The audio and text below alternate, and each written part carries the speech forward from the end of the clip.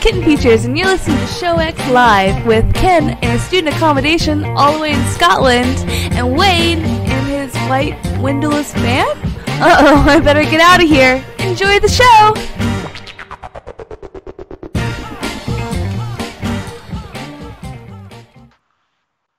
Hello, everybody, and welcome to Show X on VTWProductions.com. You're listening live at 2 p.m. Eastern, 7 p.m. GMT once again. On this, the 31st, the last day of March in 2019. Hey, everybody, Guess what? I'm back. And we are joined by our good friend Ken. How are you doing today, sir?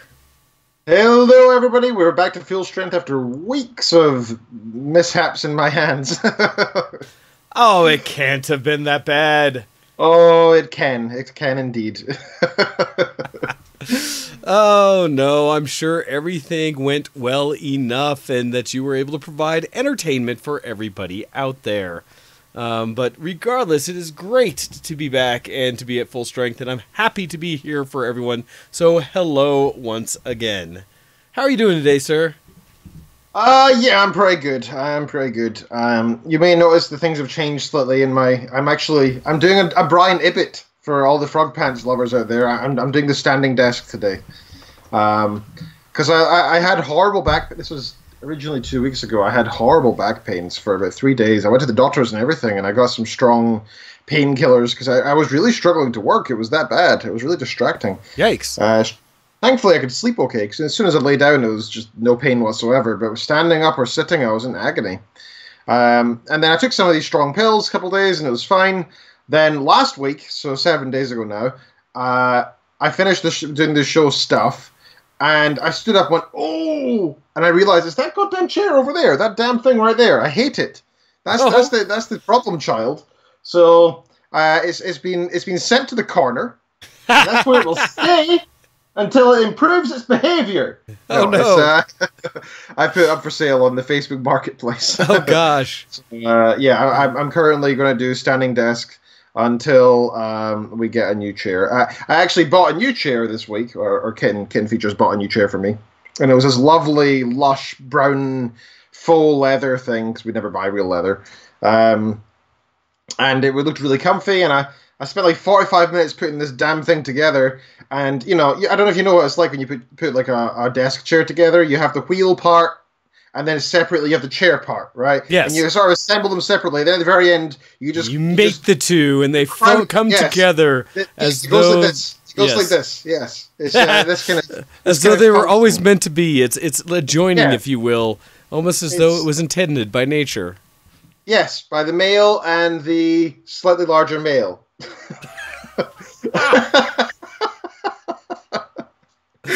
What kind of chair are you riding on? I think they call that dog. Anyway, 5 minutes in, dog. Yes. This is going to be a show. I do this, and the bottom one is actually reversed. It's more like this. The bottom one just splinters in pieces. It just goes, yeah, so it was like... Isn't the bottom collar supposed to be like metal and such? Yeah, well, it was just about plastic. And then I was like, okay, maybe it's okay. And I tried to just let go of it, and it just fell over. And I was like, okay, it was saggy. I'm returning this. So I was like, they put all this effort into making this really nice looking chair that looks really comfy and stuff. And then the core final keystone, the only connecting part to the bottom and the top, is made of some crappy polystyrene or something. So yeah, I'm returning that. We returned that chair yesterday, and that's that. So yeah, I'm now chairless. So you might see me fidgeting throughout the show. It's because I'm not used to doing standing desk. In fact, I usually don't stand for more than maybe an hour a day because I'm an office worker. So you know. So yeah, well, we'll see how that goes. You might see me being fidgety over time. Well, hopefully it'll, better blood flow and all of that, and you'll be much more energetic and ready to go for the show. And we'll have one of the most epic ones. I can jog while doing the show now. Yeah, put a treadmill in front of the desk so you can have a walking desk. Yeah, because that wouldn't look weird. Just me jumping up and down slightly while doing the show. Well, so I've only ever used traditional chairs, although I know my mother for years has used one of the exercise balls as a chair kind of thing.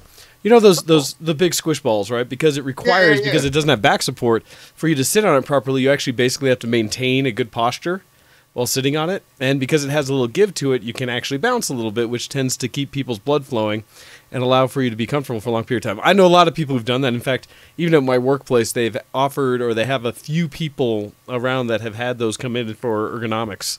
I've always been in traditional ones, although I am curious because I should probably do something similar. As you were talking about pain, I sympathize because I have been in on and off massive, just like neck pain. And it's the same thing I've been dealing with for years now. But I went to the doctor again just on Friday, and I don't know, it's a bit disconcerting to me to go to my medical professional and say, like, hey, here's what I've been suffering with for like 2 years on and off, and here's what I've tried to do to fix it. Going to a chiropractor, going to masseuses, various things like that, stretching, all these different things, and getting an answer back of essentially, oh, I have pretty much chronic neck pain as well, so I don't think there's anything that you can do for it. You're pretty much going to have to suffer the rest of your life. Enjoy. Right. And I was like, wait, what am I coming to a doctor's office for an answer of nothing we can do? Or I don't know, because I was hoping to at least get maybe an x-ray or an MRI, something to look in the actual structure of my neck to see what might be happening, see if there are nerves or muscle or something that's just not how it should be. And instead basically got too bad and nothing, and because you're not suffering any more significant problems as far as the doctor was concerned, that I don't have any real issue that can be fixed. So what you could do is, in like a month's time, go ahead and say, I just turned my head slightly and it's really sore, and I was doing martial arts and I got thrown down and it's really, I think I need to get an X-ray. Well, so admittedly, that's kind of what initially happened, is that over the last weekend when I wasn't on the show, I was doing a martial arts review where we spent 2 days training about 4 or 5 hours a day, specifically to get ready for me to do a belt examination in May to see if I can rank up. And in doing so, the worst thing is it happened, what aggravated my neck of all things was doing ukemi, doing rolls. Just doing safe break falls and rolls to kind of like how we normally do to receive techniques, but to warm up. And in doing so, I came up and my neck was so sore.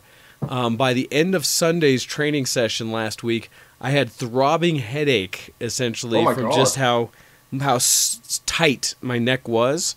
And I was being smart about not doing all of the things like the full randori and stuff like that, the free response, being an attacker, because a lot of techniques we're working on articulate the aggressor's neck specifically, and so I didn't attack. Instead, I just defended. So I was being aware of it, but that caused it to a point where, like I said, it was probably one of the more painful times I've had with my neck since this has been an injury. And so I kind of went in there even with that, and still the response in general was, good luck. Did he at least offer you a bunch of pain meds? I mean, that's kind of the bare minimum. No, it was, I told him like it helped that I take some ibuprofen, and so he was like, yeah, do that. I just was so disappointed. Was he also drinking like a bunch of gin at the time? Because that's the impression I'm getting. Oh my God. It was just, I mean, he was kind enough. It was just, I would hope that the medical profession or something would have had some answer for me or something. So I pressed him until such time as I said, well, do you think physical therapy might help in some way? And he's like, oh yeah, I'm sure that would help. I was just like, God, I'm trying not to just sit here and suffer the rest of my life. I'd like to fix this in some way. And I told him very specifically, or be on a path towards recovery, a path towards doing something to improve my life day in and day out. And just the answer or lack thereof that I got. It's time to change, doctor, man. That ain't a good doctor. So the problem I have is it's kind of a general healthcare thing that I have with the company that I go through for my insurance. And so I probably can, at least doctor-wise, but I don't know if I can really get to anything significantly better. So I'll have to look at it, but I think this might have been the first time I actually ran into this doctor. In the previous times when I've scheduled, I worked with whoever their floating doctor was. Because I've been challenged trying to find like legitimately a doctor to go to each time. And I still have not come up with an answer I like. So yeah, well, next time you go in, just say to them, like, look, I was assessed by another doctor and I'm unhappy with what they've said. I'm hoping to get more from you, and that'll at least set the ball in the court of, like, you know, this is where we're at, and if you can't help me, I'm out again. Right? Yeah, And no, we'll see how it goes. I've told myself this year that I'm going to do what I can to medically be in better shape, since I do pay significant amounts for my insurance, and I have now paid additional for all my copay stuff in my FSA account, so or HSA account, whichever. So I'm hoping that I can just keep going back until I get whatever solved.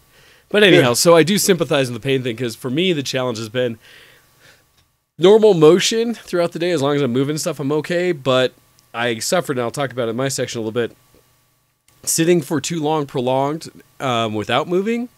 My head starts to feel like it's an anvil on the end of a toothpick as I'm supporting my own skull. And so I definitely felt some pain from it a week and so ago because of it. Anyhow, that was my little bit. I just had to say, because I do sympathize with what you're feeling. So, sir, continuing though, what have you been up to, as, admittedly, we are in dysfunctional deviations. If that wasn't obvious already. Yeah, but I have to hit the button. Of our deviations. I get to hit the button. So, first of all, most relevant, I want to give a shout out to all the mothers in the places of the world where they do celebrate on this day, for it is Mother's Day. So, happy Mother's Day to all mothers out there, to our mothers and our in-laws and all the different mothery people out there. That was the weirdest Happy Mother's Day ever. So I went to my mum out for lunch today. Me and Kitten did, so that was nice. And we just got back not so long ago. Okay, so with that out of the way, I wanted to talk a little bit about my dad, actually. I know it's Mother's Day and everything, but so my dad had, for the first time, I believe in his entire life, he had major surgery. On Friday. So nothing life-threatening or anything. Basically, my dad. Well, you know how big my dad was, right? Like he was a beast. He was like Hulk. He was like the Hulk, right? Whenever I tell stories about going to Scotland and meeting your father, I always talk about how I had to make sure, prior to your wedding reception and seeing there, I had to drink a bunch of whiskey to try to get ready, because I knew your dad was going to offer up some scotch there. And the last thing I wanted to do was offend him by drinking some 18-year-old scotch and going like, whoa, or something, because I always talked about, oh no, Ken's dad, Morecambe. Morecambe's huge. He's the muscle Scotsman. Sit there, look at you like, oh man, what's it going? I try to tell people that, and they're just like, what? Yeah. Yeah, my dad was a fireman for many years. Then a wall fell on him, and then he became a gym instructor. And he was just massive. He was just absolutely huge. He took part in Tough Mudder like 4 times. And he's got pictures all over his Facebook of him doing, benching, like where you hold up like this and you're lying down. Hold yourself. For him, he'd do it different ways, where he'd do like basically push-ups, the ones I've seen, but with other people on top of him. Yeah. Also doing stacks of people doing push-ups. Also doing push-ups, but he'd push all of them up. Yeah. Crazy. My dad was so buff. Anyway, so a few years ago, his shoulder started to get extremely sore. And this is an old injury, but the years of working out on it didn't actually make it better. It aggravated it. And he went to the doctors, and they basically said, yeah, you've got like one of the most severe cases of arthritis you can possibly have in your shoulder. Yikes. And basically the fluid in between the tendons and the muscles and the bone in there, basically the socket, right, where the ball type thing is just gone. There's just no fluid left, and it's just bone scraping on cartilage. And so whenever you move, that extreme pain you feel is because it should be lubricated, and it's not in the slightest. So it's like ouch, yes. Yeah. So yeah, he's basically scraping down his bone, and because of that, the body heals when that happens. So he got bone building on top of bone, right? It was building on top of it. So basically, he was told, you need to get your shoulder replaced now. Now the problem is, this is where you guys might be a little bit confused, because it's a bit contrary to what you hear about the UK, I imagine. But as you know, we have the NHS, the National Health Service, so everything's free and everything's covered by tax. So this is the kind of thing that we're just like, okay, we just need to do it. We don't worry about money, right? Yeah, it's just schedule, go, do all the things. Yeah. But the problem is, that's the thing. You schedule it, and they say, okay, is it life-threatening? And you say, no, technically. And they say, okay, that'll be 4 years. Yeah. Or whatever, right? And my dad's like, I'm sitting on like a pain scale of like 4 to 6 every day. Like, I'm struggling to work. I'm struggling to live. He was getting sadder and more depressed by the day because, who wouldn't get worn down? Oh, no. Yeah, when you're suffering every day, it does not. Oh, gosh. And plus, my dad did physical work. He is a gym instructor, right? And he works out every day. Suddenly, he couldn't go to the gym anymore. He started running a lot, and now his knees also buggered from similar problems. So he's at a stage where he's like, I'm struggling to work, I'm struggling to exist, and he was just getting really depressed. So eventually, he complained enough to the NHS that they turned around and said, look, we're going to book you an appointment with a private hospital, and we'll foot the bill, which was great. That's nice. So okay. it's a bit of a problem in the UK right now. This is happening a lot. I mean, don't get me wrong. I'm very glad my dad got private. It really helped him. However, the problem is really that the NHS is so short on nurses and on doctors and so behind on their surgical schedules that they can't actually help the populace, right? It'd be much better if they could actually have done this in the first place. Well, it's one of the concerns we keep having here in the United States as we talk about different kinds of healthcare methodology and the concerns we have about going to basically universal, as we discussed, universal healthcare versus our private ones. Because of things like that, there's the question of how long does it take to get seen in general healthcare situations, and that's a concern because today I can schedule an appointment online and go into the doctor this week, right? For most things, surgery might be further along, but that's one of the discussions of why we keep lingering on maintaining the current health system that we have in the United States, where it's very expensive, and a lot of insurance costs and things like that. But if I need to be seen, I can pretty much be seen. So it's that's the thing, though, trying to figure out what that NHS balance. Will never let somebody sit on the sidelines if they're dying, right? You will be seen. You will not die. The healthcare, you will not leave the hospital in an insane amount of debt after being saved either. Like, you're not going to be crippled in a different way for the rest of your life. Like, you will not die on the NHS without it being for, something that can't be helped. Yeah. And same with drugs and stuff. In Scotland, especially, all medication's free. All medication, except for like painkillers like paracetamol and stuff. That costs like 20 pence for a packet. Okay. But still massively subsidized. Anyway, so aside from all the politics behind it, my dad finally got an appointment with the doctors, and so he went in for he got his consultant, and he got booked for surgery within a month, which was amazing. That's good. And he had that surgery on Friday. They basically cut open down the side here. And they went in. It was not a keyhole surgery. It was a proper opening. Okay. And they cut through all the tendons and everything.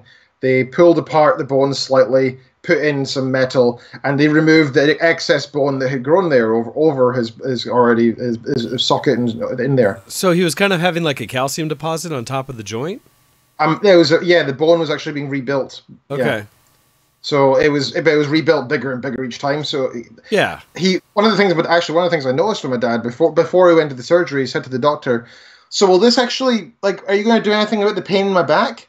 Like, I've got this horrible pain at the top of my back here." And the doctor said, "Actually, that's just the muscles that have been straining to move your shoulder whenever you try to move it because it's stuck by bone on bone." Gotcha. So he's actually like being strained, like he's constantly straining his muscles. To actually try and move this damn thing. So anyway, the doctor said he removed one of the largest masses of bone he's ever had from a human body that had grown like that. But they managed to do it successfully, no problems at all. And my dad got through surgery just fine. Well, I'm glad to hear that. And being the hard man that he is, being the tough man that he is, he managed to get out of major surgery and headed home in 3 hours. He is the first man in Scotland to be out of this kind of major surgery within the same day. So the doctor said he wants to add him to this study to write a paper about him because it's such a big insane thing. Effing Scotsmen. So, but they gave my dad a bunch of drugs, right? Like loads of drugs. So he's got a lot of painkillers and stuff. But I saw him today, visited him today, 2 days since the surgery, and he's walking around with his hand in a cast, but he's all right. He's fine. That's good. He's in pain, but he's used to that. So I think he's just glad it's going to get better eventually. Yeah, so that was a thing. I'm hoping in about 8 months or so he'll be back to where he used to be, maybe five years ago. Somewhere where he can actually use his arm again. That would be good. So, copy in the IRC said that happened to a friend and former coworker of mine. He had that surgery when he was 29. Oh, jeez. That's like my age. I couldn't imagine that. Well, I'm fortunate because so far I've yet to have any major surgery. The most I've had is like stitches, teeth pulled, things like that. But I've never had anything for bones or anything major like that. And so I'm still kind of like, I'm fortunate, but the older I get, the more I feel like something's on its way. It comes to us all. We will all have some kind of medical issue in our life. And hey, I would much rather have surgery than deal with a couple hundred years ago would have been, the way we are for the rest of our life. I mean, imagine my dad going through that back in the medieval ages. But it's just part of life, the extreme pain, We're very lucky. Well, and that's where I'm hoping I will find something to take away from me just dealing with the rest of my life, because I don't accept that, I guess. Yeah, me neither. I figure that we're at a place medically where I should be able to figure out what is the core cause of whatever's happening, and let's get beyond it. And so I will have to keep working on whatever it is I'm dealing with. I would like to get to the point where if we at least can't solve it right now, I could be frozen until a time that we can solve the issue, right? That's what I want. Like a couple hundred years, they're like, all right, let's unfreeze, and okay, yeah, we can fix the issue now, no problem. Here you go. So yeah, that was a whole thing, and that's it done now, and thankfully everything's okay with my dad. Now, the last thing I want to mention in this random section is, so I'm very proud of myself this week because I got, after about two years maybe of trying, I am now a guru on Guru Shots, which is the highest possible rank on the website, which basically means I won a competition. Yes, that's a objective complete. Absolutely. So I'm. It's great. It feels kind of strange using the app now because I'm like, what am I aiming for now? I've already won, but I still want to win more competitions, of course. And the cool thing is, I'm now hosting competitions, which is pretty neat. Yeah, I saw that. The cool thing is on Guru Shots, you start off as a fledgling newbie, and you can you submit photos into different competitions, and you have a chance of winning. Sometimes it's real life awards, so most of the time it's not. Most of the time it's just for prestige more than anything. And you get through the ranks based on how well you do in competitions, how high up in the listing you get, and eventually you get to master rank. At which point you can't increase any further until you win a competition, and that's what I did this week. So yeah, I'm now hosting my first ever challenge. It finishes in 18 hours. I'll give a link to anybody who wants to see it. It is now in the Twitch chat. So the theme is sadness. At the top is a photo of mine. You'll see it's hosted by Guru Ken Reed. There's $200 in awards, technically. I mean, the prizes are actually on the website itself for the game. That basically the game you can do things like use keys, which are used to boost your certain photos to get more exposure, to get more votes. It's a game, effectively. And you can unlock different items in the game by winning competitions. And in this case, if you win this competition, you get $200 of in-game items, effectively. Right, so you technically win $200 worth. Like I won that this week. I didn't even notice. Right, it's just I play the game so much that I unlock that stuff anyway. You don't ever need to spend money in this game, right? Yeah. So there's 18 hours left, and the crazy, absolutely maddening thing that I still can't quite get my head around. So far in this competition I'm hosting, there have been 3.3 million votes, which just blows my mind. There are tens of thousands of people taking part, and over 3 million votes cast. So I get to choose one winner, and the community of Guru Shots chooses another. And then also whoever gets the most. So there's three prizes. One is chosen by me. One is best photo chosen by community, and the third is the best 4 photos chosen by the community by one artist. So if you put in 4 photos, none of them are the maximum rank, but overall you have the most votes, then you get another thing. Okay. In my competition in particular, however, there is only the one photo you can upload, so it's not actually, that last one doesn't take part. So it's just either my selection of the winner or the community selection of the winner. So yeah, it's pretty cool to know I'm actually at the other side of this after playing it for years and seeing down from the other end of the tunnel, I guess. Now I've already chosen my winner. I am open to who else is going to win. But it's nice to look through them and just see all these beautiful, beautiful photos. Some of them are absolutely gorgeous. I've also reported a few because a few are just completely off topic. Like some people just that happens. Yeah, they just spam like all the competitions. Like, here's a landscape I took last week on my 1995 Nokia. It's like, oh, okay, I'll just delete that. I mean, okay. But there's some absolutely gorgeous stuff in there. Like, some of it's actually quite meaningful. There's a lot of sad faces, but some of them actually have a story in the picture as well. One of my favorite ones was a picture of a teddy bear, which was sitting on a gravestone, and it was all wet and sad looking, black and white. And if you look carefully, you'll notice it says "I Heart Mum" on it. And it's just like, oh, that's heartbreaking. Oh, that's so I gave that one of the mini awards. I said it was a guru's pick, which means I really liked it. But it may or may not win. I'm not going to say anything about who actually won yet. But feel free to go take part. It's good fun, and I won't even know if you have. I won't get notified. I can't see who owns each photo. I can only see the photos, right? So keep it free, keep it fair. But yeah, I'm really proud to have gone from hosting the art competitions here on Show X for so many years, which we had about a dozen maximum participants and maybe like 30 or 40 maximum votes, up to here where we got millions of votes. It's pretty cool, and it feels like I've turned my hobby into something that I can really put on my CV now, which is neat. That is very cool. And so that's everything on my end of what I've been up to this week. Nice. No, that is quite. You've been doing quite a bit, and I need to get back on Guru Shots more, as I haven't followed for quite some time. Look at you! Not only have you done good, but you have like 341 followers there now. Ever since I became a guru, I've gotten about 120. I every 50 minutes, 20 minutes, I'm getting a new follow. It's just because I'm hosting a competition, so people see that picture and like, I'm going to follow the guru.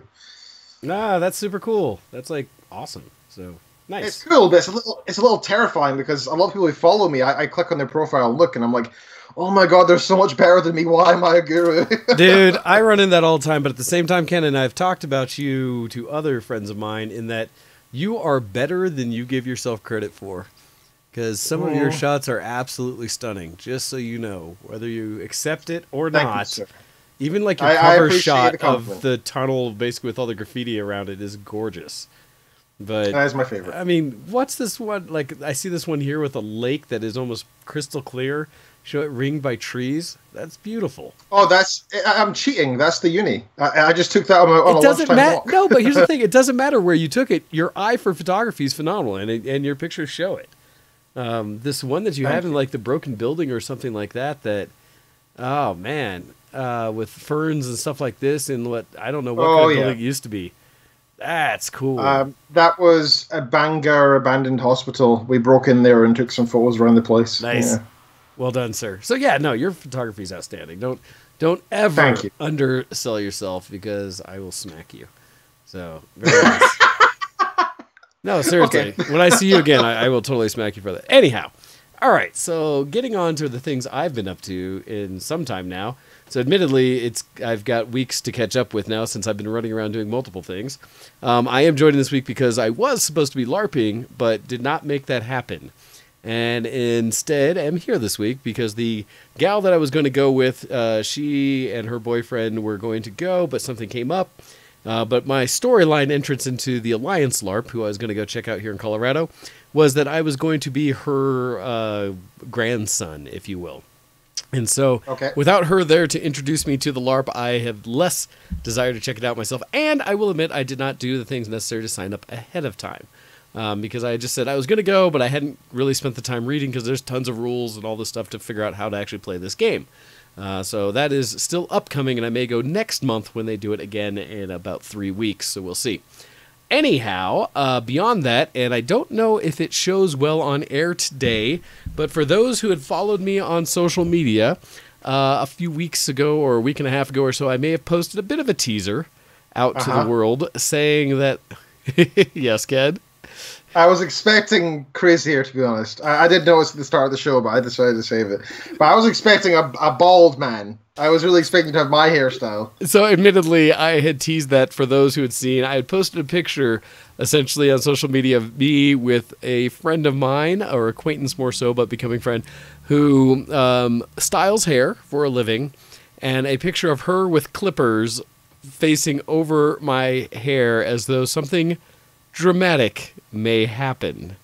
And so I did that on purpose. In reality, what I was doing, because this is my first foray in, it was going to be, I kind of had one of those moments where I needed a change, and that change was either going to be significant to the effect of, like I used to do, which is shave my head every 6 months, which you were used to seeing. Like I said, and it's funny because I had put that picture, when I put it on social media, I had a lot of interesting responses on it. It seems as though the people that have mostly known me from prior, back in my younger days, were all pretty excited for the idea that I might cut my hair. And we're like, yeah, cut it all, go Buzz, that kind of thing. Whereas most of the people I have met since and have never seen my hair short were more on the sense of, don't you dare, we like your hair, you cut it and we will hurt you.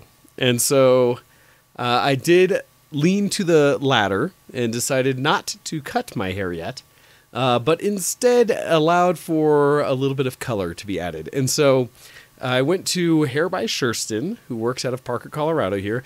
I met her or knew of her through kind of the circle of geeks around who all go to her for her normally wild hairstyles. Mine is actually very, like, chill. Tame in comparison. Yeah, very chill in comparison. Even the color choice, very chill. And admittedly, she did push a little harder for, like, we could go brighter. Do you want to go brighter? I was kind of like... Do you want to have a mohawk? Well, so, she would have shaved any of it, because actually, Gal had gone in just before me and gotten essentially kind of a faux hawk. I forget the person whose hair she had mimicked, but essentially shaved the high sides and hair mostly spiked up and was colored a very vibrant orange and red look that was described as being a phoenix. Cool. And so I saw that and knew that was one of the most recent ones that had been shown. So I decided that was a little beyond what I wanted to try out initially. And so instead, for those who can see what little bits in the light here, I did have my hair bleached in some spots, kind of in areas.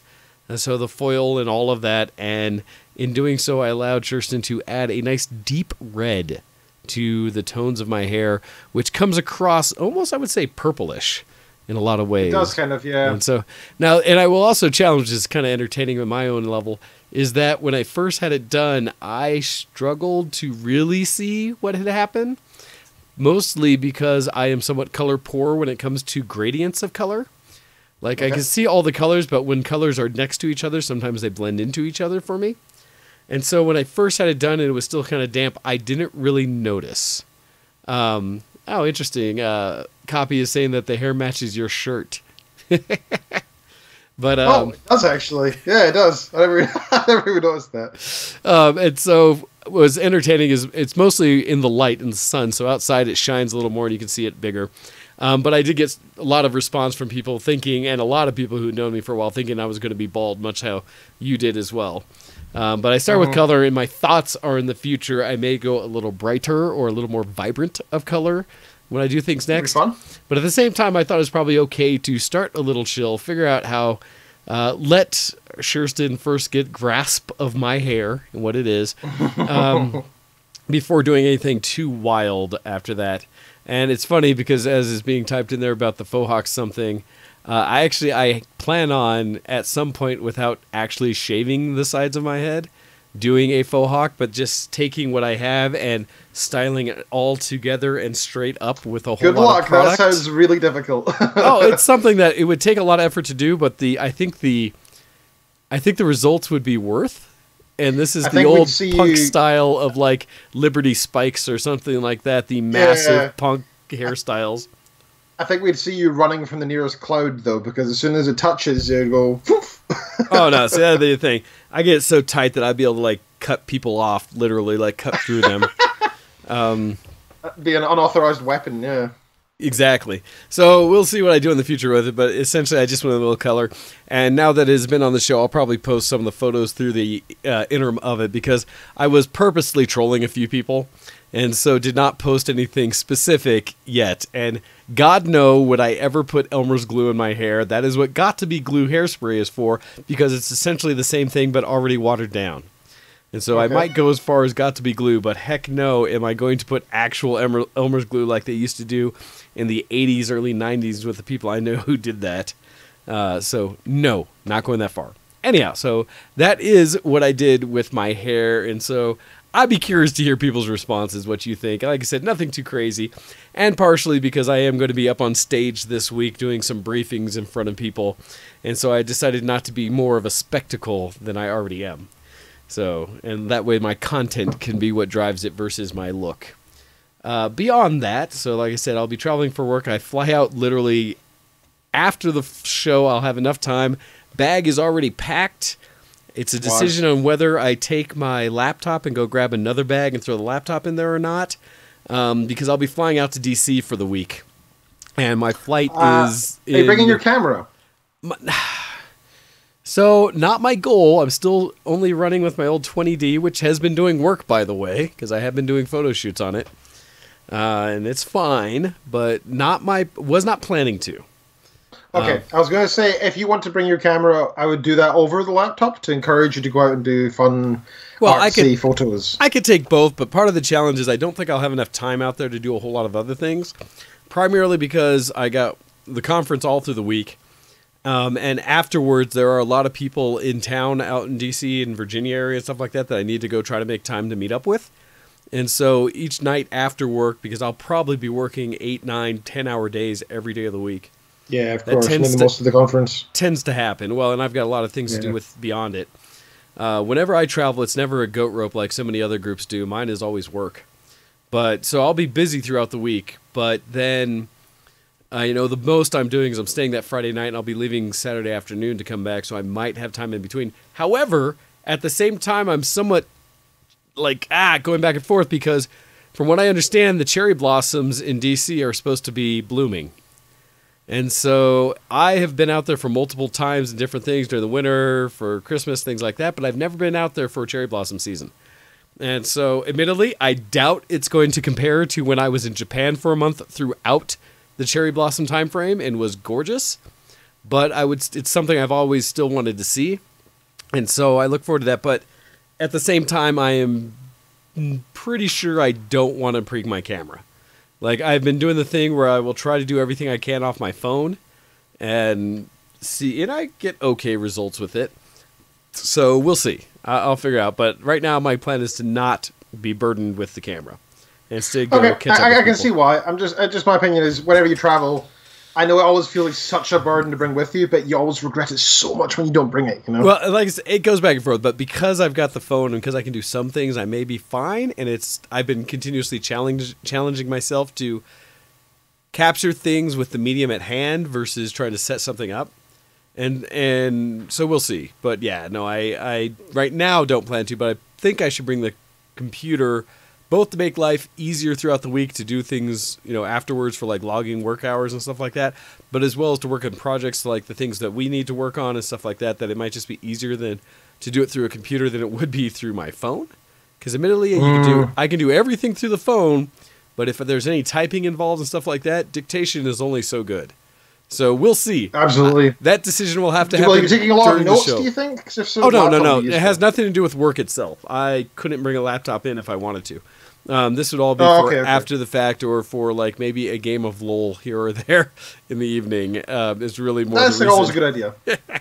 Although even traveling.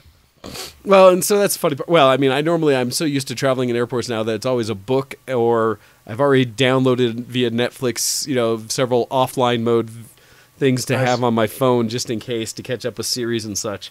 And so I have a lot of opportunities for other things to do, but that's just in mind as a whole. You have Audible. I'm sure we talked about this before.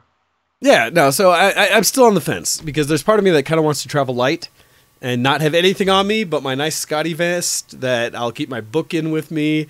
I'll keep my extra battery on me and not have a bag at all, which is always nice. And then I'll just have my big piece of luggage because the company's paying for it. So, and I'm going for a week, so it's 5 days of like work clothes as well as clothes for the evening and stuff like that. And so I've got the suitcase all packed up. It's my big cosplay case that I've got set going, because that'll get checked. And then, but for me, it's like there's a part of me that's like not having a bag. No, I said, do you have Audible though? Oh, Audible. Sorry. No, I don't have Audible, but I do have Voice Dreams, which any actual ebook I have, it's a app that will automatically read it out for you and translate it into a voice.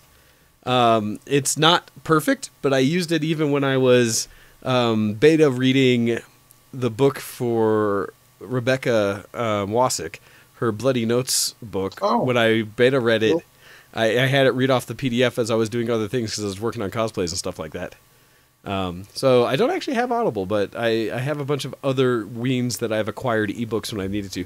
But for me, it's been mostly watch videos, or actually I've been trying to catch up with a whole bunch of Critical Role, the podcast, because that is going to be very popular this year when it comes to the con scene. At Denver Pop Culture Con, the renamed Denver Comic Con, most of the cast, if not all, are coming for that, and I already know the majority of cosplayers I know have been creating costumes for Critical Role based off the characters they're playing in the current season. And so Cool. I have been listening, which not only is it good to catch up and be aware of what everyone else is on, it's also damn entertaining because that group is hilarious, and I love the voices they use and the characters and how they get into them. And it does harken to how I wish. Is that something you need to listen to from the start, or is that something you can just jump onto? Well, so I'm listening to it from the start. And now they have 2 seasons out, and the first one I started to, but then I jumped ahead. It's interesting because my cousin and my brother, they all listened to the first season and really enjoyed it. And then for whatever reason, my cousin couldn't get into the second season. Partially, it sounded like from my brother that he feels that my cousin, they missed like the beginning of it. And so when they started watching, they were already partway in the season. And so he didn't like the new characters they had compared to the old ones. Whereas for me, I'd only listened to maybe 7 or 8 episodes of the first one. And when I say that, that doesn't seem like much. But Critical Role episodes are like 3 to 4 hours each. Okay. And so Right, I they're gotcha. significant. When you've been that many episodes in, that's many hours of listening or watching. And so I skipped ahead to the current season so I'd know the characters that they would be most relevant now. And so that fans and stuff, what they're following and who people will be cosplaying. And so I purposely jumped to the current season, and I think I'm not hugely far in, but I am on episode, looks like episode 11 right now, is what I'm currently on the new season. And it's funny because I think what are they up to, episode 51 or 52 currently?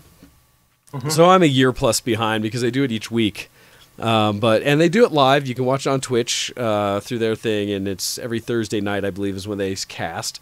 But so that's what I've been listening to with that one as well. And so I have lots to catch up with, and I'll be fine and covered for the trip. This is why I now have this massive, like, I think I got almost a 30,000 milliamp battery when I last purchased, because I had my last battery I had left unfortunately in Barbados on a van. Oh, we were traveling around, and so I decided I need to get a new one, and I of course bought the biggest one I could find. Understandably, dude. These kind of things can make the difference, especially in emergency situations. You know? Yeah, and this one, I mean, I've yet to even get close to where it's feeling like it goes. Plus, it's cool because it charges from everything that you would also charge off it. So, like, it's Type-C adapter. It's Type-C adapters both ways. So you can either charge out with it or charge in with it, as well as it has the adapter for the Lightning adapter. So whatever device you have, it has a mini, a Lightning, and a USB-C that will charge it, as well as it can charge out with the Smart Link that does the higher amperage, so it can fast charge. And so I was like, That's badass. Getting that.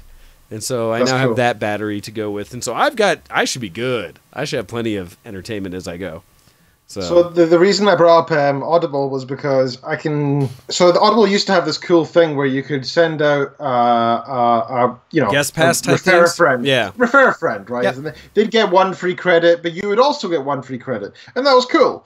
Now Audible have revoked this for the past 2 years, and now I can now send any book that I currently own myself for free to somebody else once. Oh, but nice. Any author can, even if you already are a member, you can still receive 1 book for free in your account through this thing. I've still not received a free book yet. And I've also never sent any. So if anybody wants any of the books I have, I can send them out. It's one of those things. If I more consistently traveled, like if I lived further from work, or I knew I was traveling at least once a month, I would probably actively be on Audible. Because I'm not, and so most of my reading is like toilet time with a legitimate book type reading. It's something that I just have not done. For me, listening is when I'm doing other things, and right now it's appropriate because I'm doing it while working on cosplays, but which I have to struggle and hurry up. Copy, looking at you. I'm going to try to make sure I get everything done in time for Anime North. So we'll see. Another reason I might need to bring a computer I was thinking about is because apparently the lottery for hotels goes on sale or happens this Thursday for San Diego Comic-Con. And right now I don't have means to get there or a place to stay, but I've got a ticket waiting for me. So I got to figure that out too. Yay. Bring your laptop. Yeah, I may need to. Shoot. Anyhow, so that's what I've been doing that hasn't been geek this week. So as we have time before the breaks are, I figure we transition over and talk about some of the things a little more geeky. Yeah. I'm a geek. Are you a geek? Geek cred, level up! And as we get into Geek Cred this week and start talking about what you've been doing, Ken, I would love to remind everybody out there that if you've been doing some things that have been geek, feel free to email in the show at showx@vtwproductions.com so that we can know what you've been up to and what's been geek in your week, or as well as what things you'd like us to talk about that we may otherwise miss as we go forward to talk about all the news and things like that. So, Ken, how has your geek been going this week?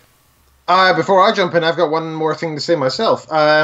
So we have a bunch of keys to give out. We have many keys that have been donated to us from friends and family and such that we really want to give out to you guys. And spending too much on Steam sales and getting extra keys that you didn't realize all that stuff too, right? Stuff like that. I think we've got about 10 games that I see lying there. So what we're going to do is same as before. If you guys could either go onto the ShowX Facebook page or the Twitter page. You can enter twice if you want to by doing one of each. And share our last tweet and our last Facebook post, which is just saying that we're live on air, right? If you could retweet that on Twitter, then your account on Twitter will be entered in the raffle, effectively, to win a prize. Same with if you share our post from our Facebook page. Because in the end, we've got a fantastic core of listeners, but we're always trying to look to grow, right? So Absolutely. If you could give us a little tweet, it's something we want you to do anyway, if you could. But this way, we're trying to give you some kind of incentive. And we've got a whole bunch of free games. I'm not going to tell you which one you're going to get. We'll do it randomly. But it could be Shadow of Mordor, Tale of Two Brothers, I believe. Yeah, Section 8. Brothers, yeah. Thief, which by the way is a really beautiful game. Yeah, Worms Revolution, which is awesomely fun. Yeah, really good game. Layers of Fear and Inner Space. So that's 7 games. I had to count my fingers. We had this.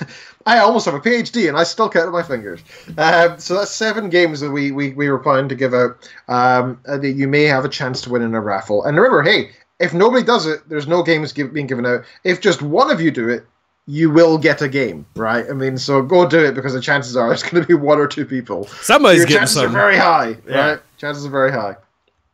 Okay, so in terms of my geek cred, let's see. I have a few things to mention. I finished reading, speaking of Audible, should continue that on. I finished reading the book that I was working through, which is one called Plumbus Seg. So plum, as in plumbess, as in the word plumbing. Right? Okay. Plumbus. Gotcha. Instead of a plumber, you have a plumbess, right? And Plumbus Seg is a book that I got for free on Reddit one day because the author herself was giving out. I was trying to get more ratings on Audible, and so was giving out free keys. And I was like, I'll give it a shot. You know, if it's a free, if it's a free game, if it's a free game, if it's a free book, I'll read it, right? And she said, okay. Here you go, be sure to rate. And I was like, yeah, of course, no problem. So I read through the whole thing in like a week and a half, 2 weeks. And it was quite short. It was 1,200 pages. But I don't know whether that is an Audible. I think it was like 12 hours or something. And so it's by Jude Foley. And it's got 3.57 stars on Goodreads, 3.5 stars. And here is the quick synopsis. I'll do some of it. Okay. For as long as she can remember, Seg has lived in the orphanage. She was brought there by her spiteful mentor, Plumbus Rock, to learn the art and danger of plumbing, to become a plumess. But when Seg struggles, when she finds nightmares in plumbing's dark recesses, she always turns to another plumess, the warm, caring plumess Zag, for solace, until Zag dies. Okay, so it goes on like that, and it's a pretty interesting. It's pretty much a world where magic exists, but magic exists through plumbing, and it's like instead of magic being the magic behind life and the magic behind the lightning and the sky and whatever else, right? Instead of that, it's all done by plumbing, and plumbing is like this lost art of mathematics and skill and kind of a magic, and basically the plumesses are midwives, they're doctors. They fix plumbing in actual plumbing situations. They can also siphon water from pretty much any source, like clouds or rivers, and a whole bunch, and even mental plumbing. Like they do some psychology stuff but like kind of magic-y. It's a really strange, obscure idea. And the first chapter, I felt like the author really kind of struggled to plod her way into the storyline. I felt like she was trying a bit too hard to be, how it is in the first chapter. I find a lot of authors are overly flowery in their descriptions, and they're trying to entice you in, but they try a bit too hard almost every time. And this was particularly true for Plumbus Seg. But I actually started to quite enjoy it. I think I gave it 3 to 4 stars myself, actually. And yeah, it was good. It felt like it kind of ended a little bit abruptly, and it was still a bit of a confusing world where a lot of things weren't entirely explained. But the characters were quite enjoyable, and yeah, it was just a very novel idea. Very, Neat. very unique idea. It's quite rare to come by something like that, especially when it comes to fantasy. So I recommend. I so recommend checking it out. I can give you a free copy. Anybody's interested, if you've never yet received a copy on Audible. So if you're interested in that book, I can send it to you for free. Just let me know. Cool. I've started reading Wheel of Time series by Robert Jordan. Yeah. That series, that is an adventure. Yeah. So I'm I don't know, a quarter of the way, maybe a third of the way through the first book, which is The Eye of the World. Now, by the way, is this supposed to be like massively linked into Lord of the Rings? Is this supposed to be... No, but so the challenge with this is that there are a lot of fields, right? Because Tolkien, no question, set up the genre in a lot of ways. We always talk about how defined a lot of the ways that we as, I think, culture just see fantasy, or what we call general fantasy. And so it has a lot of ties that are similar. But at the same time, even in this one, the magic system's different, and the way the heroes interact is different. And in a lot of ways, I see it as more of a high fantasy? It's one in which the majority of what's going on is more human-based than it is multiple races and things like that. Mm-hmm. And so it's a little more along those lines than it is kind of the traditional fantasy when you have all the different types. The reason I say that is because I'm not too far in. There are lots of books in the series, and I'm a part of the way through the first one. 13 or 14 total. Yeah. Yeah. So I'm nowhere near the end. But the reason I say it's very Tolkien-esque is, well, a wizard goes to a small village where that's very innocent, who suddenly get attacked in the night, which admittedly is not Tolkien, but a danger looms. And the lead character suddenly realizes they need to go on a quest to escape this area to save their town. So the wizard recommends they go away, and they create a party to leave together. And there's also dark riders and orcs. Sorry, not orcs. Almost orcs. And it just felt that, so. I can understand where that feeling at the get-go might have some of that. I will say it diverges significantly. And there's a Dark Lord, of course, that's mentioned repeatedly. It diverges significantly from anything that you might consider Tolkien-esque, because they often bring up that Robert Jordan series is as genre-defining as Tolkien was. And so, in its own right, that it does things so significant to itself. part of what I'll say, just as you're getting to, because I'm assuming this means that you have not read it at all. This is your first time through. Yes, it's my first time, yes. Okay. Know that, in my opinion, the series does kind of the classic wave for these long multiple book series that occur, in that for me, the first 3 or 4 books of it are pretty damn good. And like the first, second, third are outstanding. But then, in my opinion, there's a bit of a lull where it drops. It still is a good series and a good story, but some of the things that I loved about it kind of did change through the middle of the series. Somewhere in the range is a book 4, 5, 6, 7 in that middle area. It's still the story. It's still good, but it changes from what really drew me in. And so for me, it was a little more of a slog to get through those. But then as you get out of that middle lull of it into like 9, 10, as you get up to the end of when Robert Jordan actually wrote the series, before he passed away and before he knew he was about done and gave it over to Brandon Sanderson to finish, it speeds back up. And to me, you kind of start catching some of that original joy. And then I think Brandon Sanderson does an epic job of finishing the series. And so for me, in the end, it pays off wonderfully. So the one, okay, so I said something quite negative at the start, right? Let me give some positive spin to it as well. I'm enjoying so far. I loved, okay, this is going to be it's kind of a backhanded compliment. I loved how farmery the first half of this book has been, right? I love that it's just constantly like from the mindset of somebody who is a dull farmer who has never left the 50-mile radius of their home, and they see all the metaphors, everything's all new, the similes, everything's exciting. Like a stranger coming to the town is a massively exciting thing, and it'll be like 4 pages talking about, wow, a stranger has come to the town. This reminds me of the last time a stranger came to the town, which was 7 years ago, and they just start talking about something really dull. And you're like, what are you doing? Just get on with the story. But the same, like at first, it kind of almost annoyed me. I was like, this is taking a long time. And I thought, actually, you know what? This really grounds the story. It makes it feel more realistic and really puts me in the mindset of the lead character who is actually thinking this way, right? They're actually thinking like, oh, I'm just a farm boy, going to raise my crops and take my sheep out the field, and that's that. But then suddenly all this stuff happens, and they're like, how else do I deal with this than the mindset that I have? And it moves rather abruptly from this lengthy descriptions of everything and the history of the town that's kind of dull and uninspiring and boring. And it just suddenly leaps to, I need to change the very way I think and the way that the narrative works because other things are happening. And I don't have time to be a farm boy anymore. I can't do this anymore. And I thought that was really well done, actually.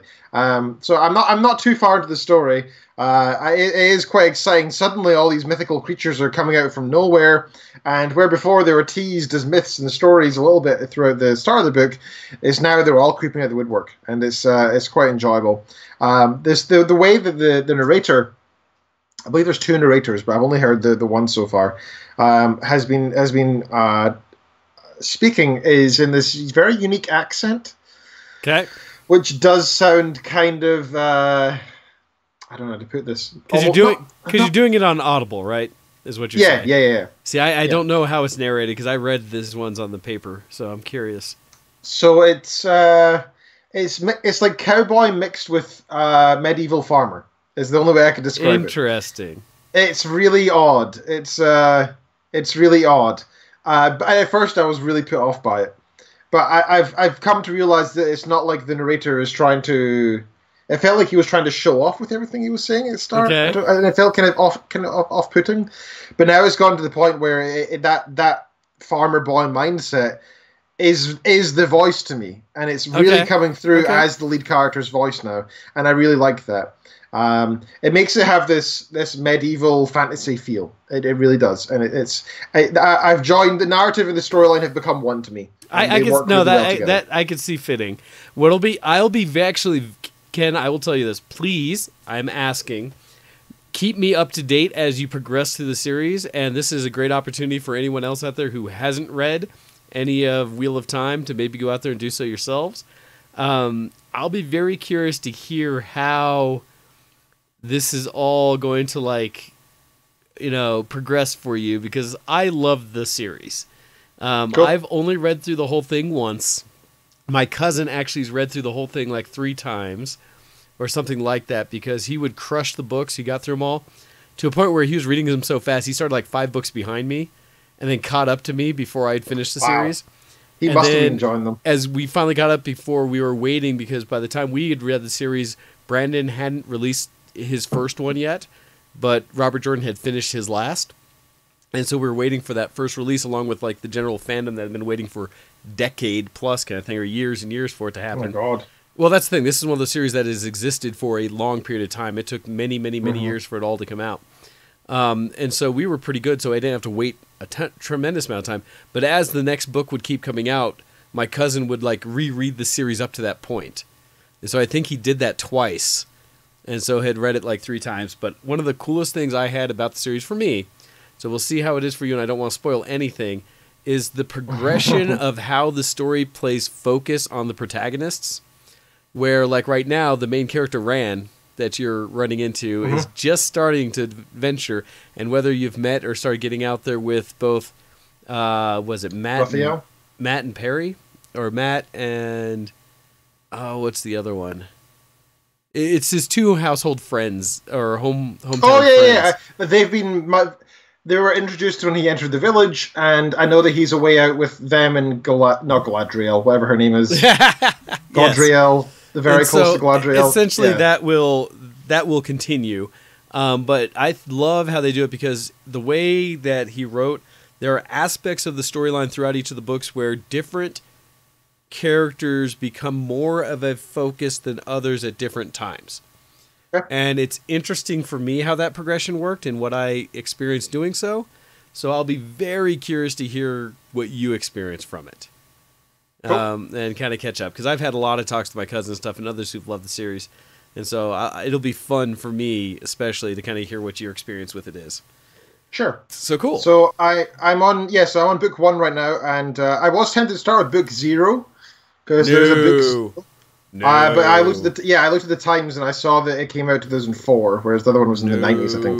So I was like, no, I'm not going to. That's like trying to read the Silmarillion or whatever, really, in first. Silmarillion, yeah. Before reading any of the other books, that would be a bad idea. Speaking of books, yesterday Kitten and I gutted. We're not quite finished. We started gutting our bookshelf, and you'll see down on the floor there are dozens and dozens and dozens of books. They're the ones on the shelf we're keeping. Yeah. But the ones down on the floor down there are all going to go to charity shops or friends or whoever's interested. I'm impressed by that. That would be so hard for me to do. I keep all of the books. In fact, I need more bookshelves to show. And I have most of the friends I know have so many books. Yeah, I looked at them and I was like, I've read all these and I love a lot of them, but and I was keeping them because I enjoyed the book. But I was like, that's dumb. I can get the ebook if I want to, easily, right? 1, for really cheaply if I wanted to on Amazon. Secondly, I can get the Audible really easily. Am I keeping it for like an emergency when I run out of electricity for 3 months? I mean, then it would become useful. But when's that going to happen realistically? So I decided I'll keep the books that are meaningful for other reasons than because I enjoyed them. So, for example, I have a Bible that my gran gave me shortly before she died. Like, I don't give a crap with the Bible, but it's the fact that my gran gave me before. Yeah, absolutely. Right? And there's a couple other ones that I really enjoyed, and some that I feel like I should read again. For example, Sun Tzu's Art of War, and some textbooks, and a bunch. Yeah, mostly scientific or technical books, actually, the ones that I'm keeping. But most of the ones that I'm giving away are the fiction books that I know I can just get again if I so please. That's not an issue. So yeah, I'm giving away dozens of old books, but it's because I used to read voraciously as a teenager. I really loved reading, but now I'm at a stage where the only reading I can do is buy audiobooks. I don't have the time to sit down and read a book. I haven't actually sat down and read a fiction book, paper, not reading Audible, but actually paper reading for about 5-6 years because I just don't have the time. I do understand that concern or that feeling. So why bother having all these books if I haven't touched them? It's like having any hobby that you haven't done for 5 or 6 years that you don't plan to return to. Why am I keeping all this stuff filling the room? I can give it away to somebody who needs it more. I can give it away to charity, and that's what I'm going to do. That's cool. That's nice of you. Like for me, admittedly, I've done where I am quick to lend books that I have out. because I just like how I'm talking about with Wheel of Time with you. For me, it's exciting when I know someone else is about to experience what I've loved. And so I'm always happy, like, oh, you want to try it? Here. I'll lend out a book in almost a heartbeat. To the point where I have 2 copies of Ready Player One out in the world that I still haven't gotten back. I need to like reach out to them and say, hey, if you're not going to read this, get it, bring it back so I can give it to someone else. But I don't know. There's parts of me where, I think what you're doing is smart. It's just hard for me because I'm such a pack rat. So. I know I'm the same, but I'm just at a stage where I'm like, I need to make some space because I've also been of the opinion that I want to be at a stage where if I want to, move house suddenly, like say I got a job in the US or New Zealand or somewhere, and I had to pick up and go in the next 2 months. This is something that I just couldn't take with me. I would not spend that. The amount of money it would take to ship these is more than all the books are worth. Yeah, so why I understand. I do. I understand it. And in a way, well, so it's funny, right? In a way, I'm doing the same thing now with DVDs and stuff like that, right? In movies where I used to collect, I have a shelf of DVDs and stuff like that and Blu-rays that I'm quite happy with and proud of, but I don't see myself expanding it much.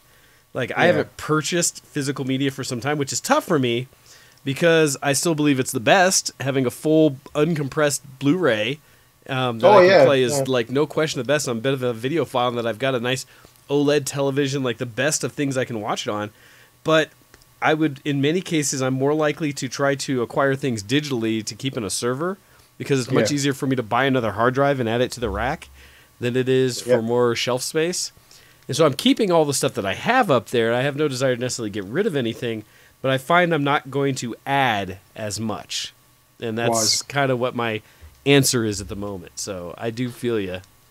So I've got a little bit more to add, but we should probably do that after the break.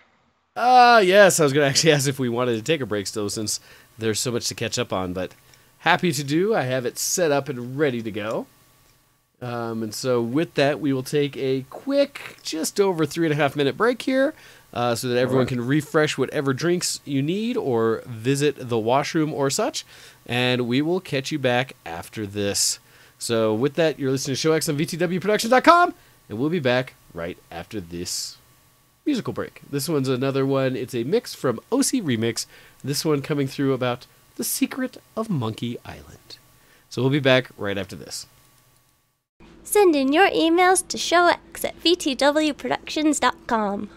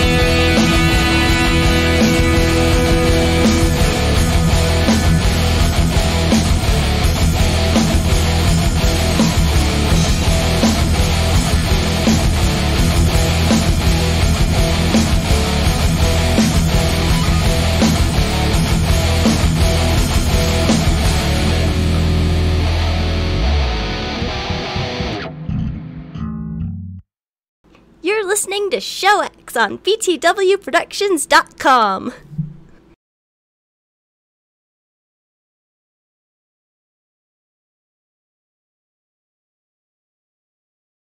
And welcome back to the show. Sorry for the delay. Ken and I were looking at something real quick before coming back. And I will say, yeah. So, it was one of those like problematic in between things between hosts. So, as we get back to talk about all things that are geek in our weekend, what did you have to continue on? You said you had a few more bits. Yeah, I have a few things. But first of all, shout out to the person who has just won a key to a random game. I was going to say, do we have it set up as like before the first break, before the end of the show? How do we do this? Well, the past 2 times I've done it has been after the break. Okay, cool. Just wanted to make sure, because we didn't explicitly say that when we gave it out this time. You are correct. Okay. No, that's cool. I'm totally cool with that. Yeah, okay, that's fine. Okay, let's just do this. Yeah, so Copy has won this week. Maybe in the future we can do it after till the end of the show. Copy, I'll talk to you to make sure you don't have the game first at the end of the show if you're still around. If not, we can do it another time. Then we will send you the key to that game. Okay. Thank you very much for playing Show X. Okay. So yeah, a couple of things I want to talk about before we finish the Geek Cred and go into Wayneos. So yeah, I finished Plummet Seg, and I began reading Wheel of Time by Robert Jordan. I've been continuing watching the TV I've been watching right now is Queer Eye. Season 3 came out 2 weeks ago, something like that, and I've been slowly making my way through it. I really enjoy Queer Eye because I have no fashion sense whatsoever in the slightest. But for me, clothes are an entirely functional and social requirement, and that's about as far as it goes. Including the context as to which clothes I should wear, I just adhere to whatever society says I should wear. Right? Like, you should wear a shirt today because you're going to work. I'm like, okay. And you should wear a dress shirt today because you're going out for dinner. Okay. I don't actually consider anything beyond that base requirement, really, other than the fact I want it to cost as little as possible. So it's pretty mad, right? I'm a bit mad with it. Okay. So I really enjoy watching Queer Eye for that. Plus, I think it's kind of eye-opening to see not only the fashion tips, but there's a lot of like dumb little things to do with personal hygiene and stuff that people don't talk about. Right, like how should I don't know, how should somebody look after their how should a man look after their face in terms of moisturizing, or their beard? How often should they trim their beard? How do they trim their beard? It's the kind of thing that you're not taught by parents or by anybody else, right? You're just not. It's the kind of thing you're expected to pick up. You learn and you teach that when you figure that it's important to you. All those things are like I shaved today because I know I'm going to be traveling and I'll be in front of people during the week.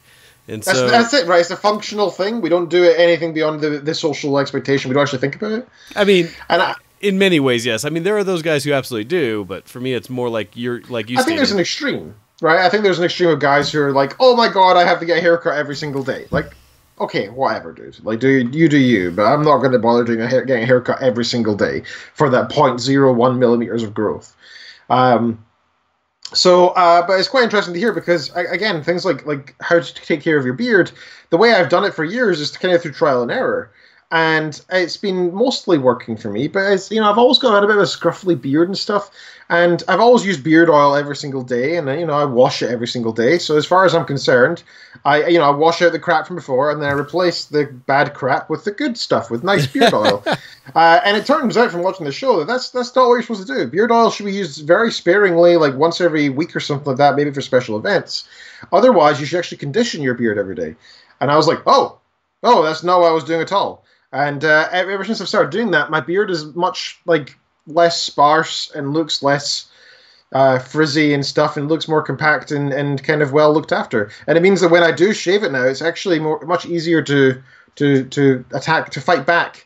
And it's actually made my life a lot easier just by doing this single easy beauty tip. So yeah, I appreciate that. Also, the next one that I learned was what's it called? The foam stuff. It's a hairspray type thing you put in your hand, and then it expands. I can't remember what it's called.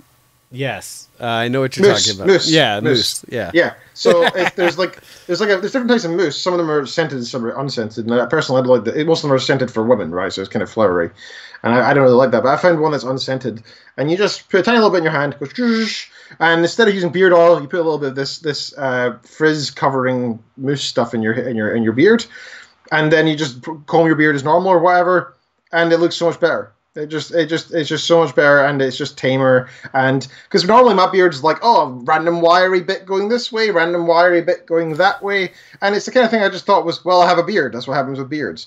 Turns out there's actually a very basic minor thing I can do to fix that as well. And these are the kind of things we just don't talk about because it's not strictly masculine, and therefore it is bad, right? I'm of the opinion I don't give a crap about that. Well, it's more that when you start to learn that you care, specifically like with beards, then you learn that stuff. It's out there to learn, right? It's out there to find. It's once you are at a position where you're like, hey, maybe I do care about this, that you learn those things. But I think in general, that's guys. It's all kind of at a lesser effort until it becomes something important to you. Yeah, that's true. That's true. But again, the way that I was talking to a buddy at work about this, and I was saying, so how do you decide where your line is? Where's your limit? And he says, well, I do what's required by society. So he said the same thing as me, funnily enough. And then he said, but also I make sure that I don't embarrass my girlfriend, is what he said. And I was like, well, yeah. And he was like, well, the way I see it is same with my haircuts and the clothes I wear. I just want to make sure that she's not embarrassed by me. And I was like, God, what a low bar we often set for ourselves, right? Yeah, make sure I'm not embarrassing anyone. That's the line. And I was like, maybe it's okay to feel kind of okay about what you're wearing, and actually like it yourself. Maybe that's okay. And I'm trying to look into that more. So I'm trying to be slightly more wary of. I don't know. I think it's just over the years I've just assumed that it's not important, and so I never let myself believe it was important to care about anything, like the way what you wear or the way you do your beard or something like that. So I'm trying to pay a little bit more attention to that. I think it's more of a psychological thing than anything. I think it's good for your psyche to do this kind of thing, to take some slight minor maintenance or just change up the way that you do look after yourself to be more efficient, if nothing else. It is in the end a functional thing. And that's what I've been learning kind of from Queer Eye, because it actually unlike any show out there, it actually talks about men's grooming. It's crazy. It's just something that doesn't exist. Much like how 5 years ago finding beard oil was a rarity. You'd find it in specialist barbers, and that's it. But thankfully, that's been growing in popularity because this kind of thing is becoming more mainstream and actually be able to look after your personal male grooming. And I like that. Admittedly, it still needs to be like, bear cave, beard oil, scented of man and bears and wolves and lightning. And that's the only way we'll buy it, right? That's the only way we'll buy it. So one of the arguments or one of the discussions I've always had when it comes to scents in general, because one thing I will talk about is like deodorant, any general cologne or something like that, right? That the point of it shouldn't be what makes me feel like a man, like what makes me feel like I'm Birdie, like I have grease all under my fingernails, stuff like that. It should be, what scent does the opposite gender or that whomever I am trying to impress find most attractive on me? Yeah. Right? That's really what the answer should be. Now, maybe those coincide because that's often why they are initially, drawn to you.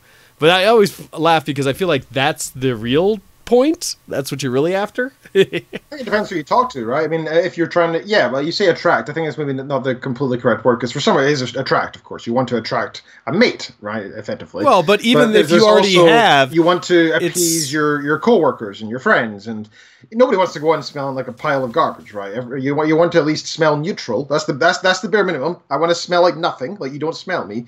And the improvement is you actually enjoy my smell. Right, that's effectively what it is. But the thing is, we are kind of expected as a society to have these sort of more masculine wood type smells, like cedar or whatever, right? Like these are the wood smells because men work with wood. It's what we do. We cut down trees, damn it, with axes and saws. Sure. Right? Yeah, exactly. I wouldn't be surprised if there's a drywall scented deodorant, right? Like it smells like drywall. It smells like beer. Right? That's what we want. Because that's what's expected. But and thankfully I actually quite like these masculine smells, so they work fine for me. So I've been enjoying watching Queer Eye. It's It's the kind of thing that if you. It's also partly rebelling against my I don't know. I don't want to say my roots because it puts my family in a bad light. And that's absolutely not what I'm trying to aim towards.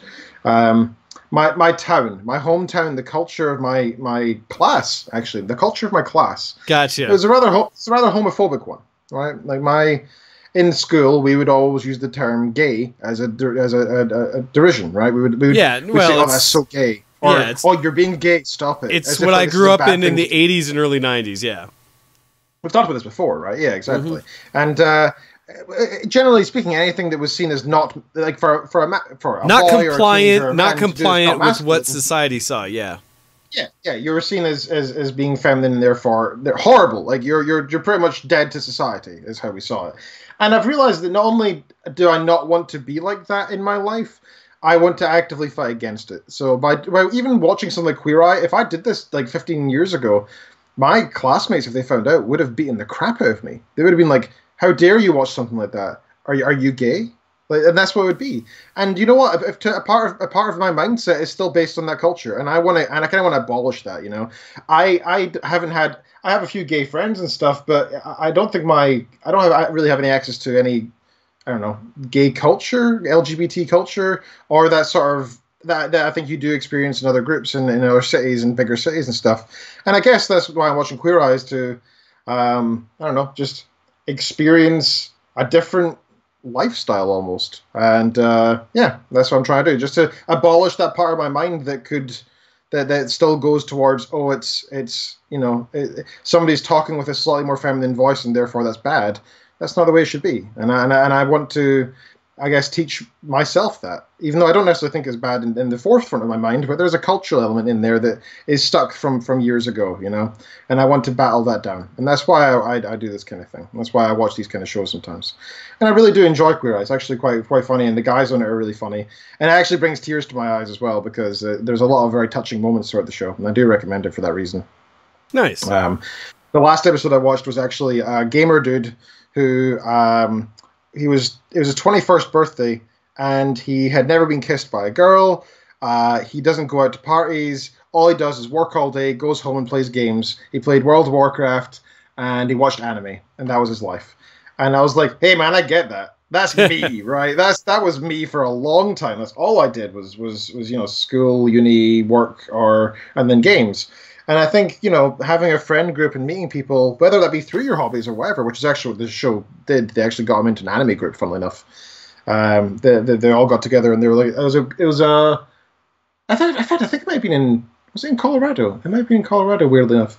But it was an anime group that got together, and they made him feel welcome, and they were like, hey, yeah, come hang out and talk to us about your favorite animes and your games and stuff, and we'll hang out.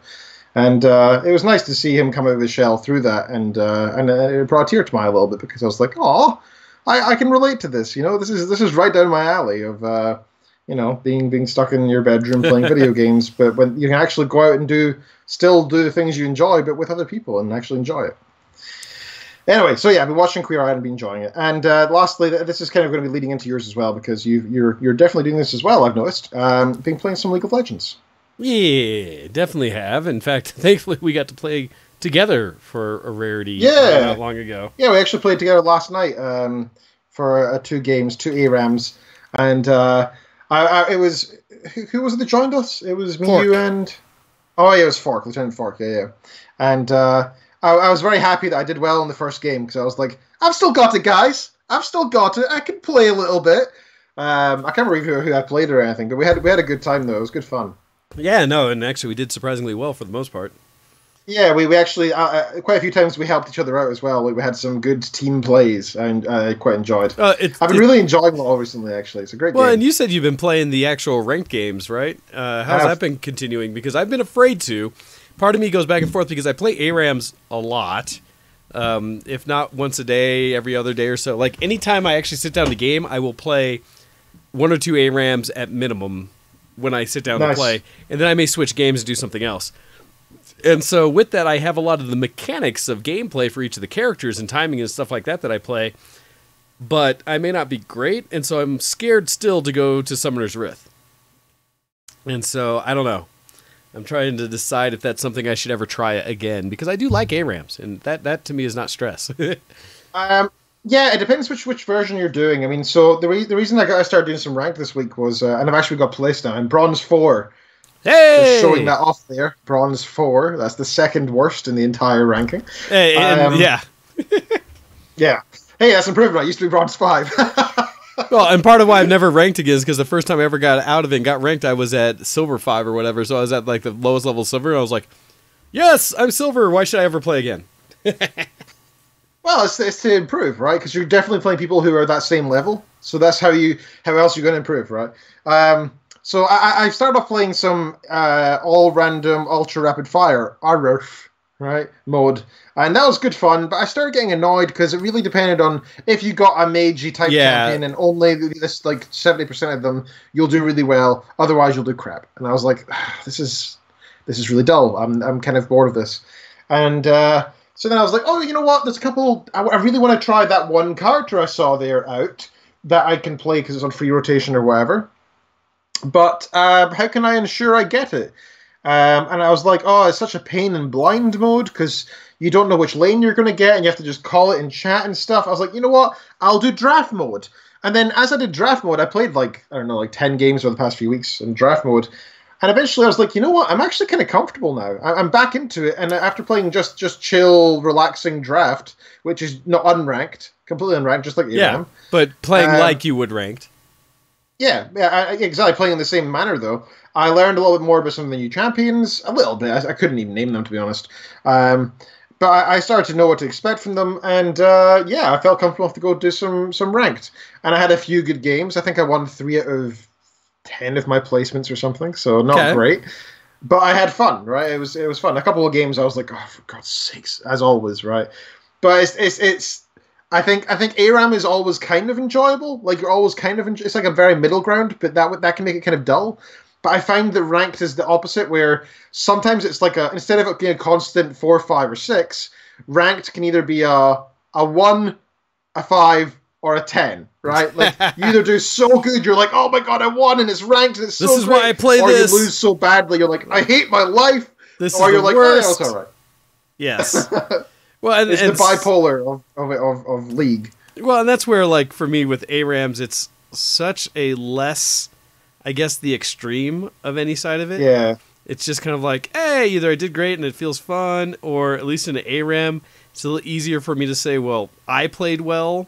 Or it's easier for me to look at the team comp and say, you know, what were we going to do? We were hit by the random gods. And, you know, they just had a better team. They had more poke, things like that. Where if I go to draft or something like that, that's where it's like, well, we could have chosen better. Right? Well, yeah, it is mainly skill-based. I mean, I've seen team comps where people are like, oh, we're definitely going to win, and then just lose horribly, right? Like, I've had that happen in ARAM as well, where I look and I'm like, yeah, there is no reason we should lose this one, but watch us lose it. Yeah. Yeah. But I played some games where, so I've also been playing support now, so Braum support. I really like Braum. But before that, I was playing a lot of jungle, and I quite enjoy Shyvana jungle now. Somebody who I never really played that much. She's currently the top 3 best junglers according to some website that ranks ranked ones. And one of the best things about her is that because she's like a dragon aspect or whatever, right? Her passive is that she does extra damage to the dragon. To any dragons, level 4, as soon as you hit level 4, the dragon spawns if you've done it correctly. You can run straight in there and kill it. Oh, really? Like just straight away by solo. And yeah, getting that solo dragon kill at the very start of the game is awesome because you're just like... That's got to be a big benefit for the team. Oh, yeah, because everybody suddenly has an extra 3% movement or extra attack or whatever. Yes. So yeah, it's pretty neat. Dude, if you want to play some ranked, give me a shout when we're both online, and I'll happily play with you if you want to try. Or just normal draft. That scares me. Well, in that case, let's do some normal draft. That's not scary. That scares me. Anything but ARAM scares me. Or at least ARF, right? That's not even that one I can at least look at and say, well, it's kind of like the ARAM games anyways, so I'm kind of like, okay, I'm cool. Yeah. But yes. Yeah. Oh, and it's funny because Hando, I feel you. I've actually played some World of Warships, although not quite recently. In the last couple of weeks, though, I have. And at my low levels, just like when I play World of, or when I play like War Thunder or something, and play the airplane modes or anything like that, as long as I keep to the real cheap little planes, I feel like I have a chance. As soon as I go to anything higher, I'm like, everybody has the best at whatever level they're at, and I can't compete. But I do feel that. So other than LOL, what else, have you been playing gaming anything else, or has that been mostly what you've been doing Geek this week? That's pretty much it. I've not really played anything else. I've been feeling the urge to play Factorial. I just can't bring myself to do it because the time, at least with League, there's a clear start end. Yeah, with it's Factorial, I'm like, I want to keep playing. Well, I'll get in that mindset. And I just speaking of that, yes, and I'll jump through into some of the game stuff first, I think. Not only have I been playing ARAMs in League, because like I said, keep playing that. The other one I picked up because Humble Bundle had a sale, and in it picked up a few things, and one of them was Civ 6. So Civilization 6 I recently picked up for, I think the whole bundle was like $20 to get all of it. It was either 15 or 20. And so I can't really complain about getting Civ for like $15 or something. I think I also had like Stellaris and a couple others in there. So some of the classic exploration and different kind of turn-based games, just general, any of those kind of adventure games. And Civ still is one of those games that will steal days of time, like without thinking. However, I also realized I haven't played a Civ since I put some time into 4, and even then I wasn't really great at it. And so I don't know how to play that game anymore. And I say that in the sense of, to actually win. It's one thing just to get through your turns and slowly expand, but to do it with an actual direction and plan on how you're going to conquer the world, be it any of the many ways to do so, I have yet to reacquire that, like, how do you optimize towards getting towards one of those types of wins. The only one that even kind of makes sense to me is a military one, and so far I have done nothing that has allowed me to actually succeed militarily. I've mostly survived. And so I'm a little, I don't know what, I spent like 2 solid days playing the crap out of Civ 6, and just the first one I got handed to me pretty quick when finally one of the neighboring regions decided to come after me and just stomped me.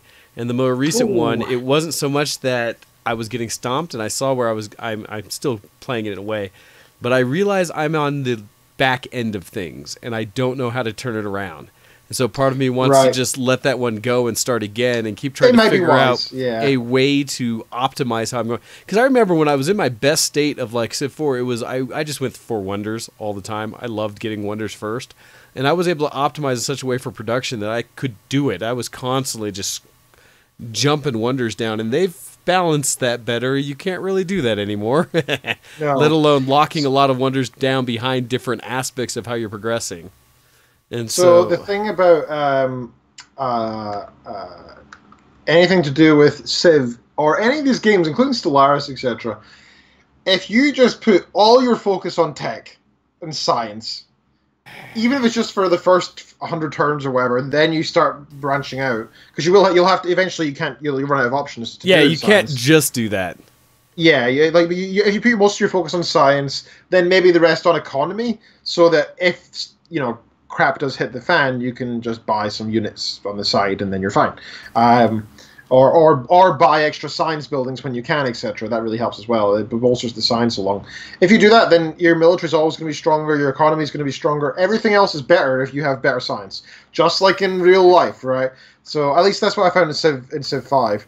So if you can bring that into Civ 6, I imagine it's going to be the same, because I find that's the same with most of these games that have some kind of tech in it. But anybody out there who will probably know better than me, though. Well, so the funny part is the people I would really turn to try to figure out would be like the Octils of the world.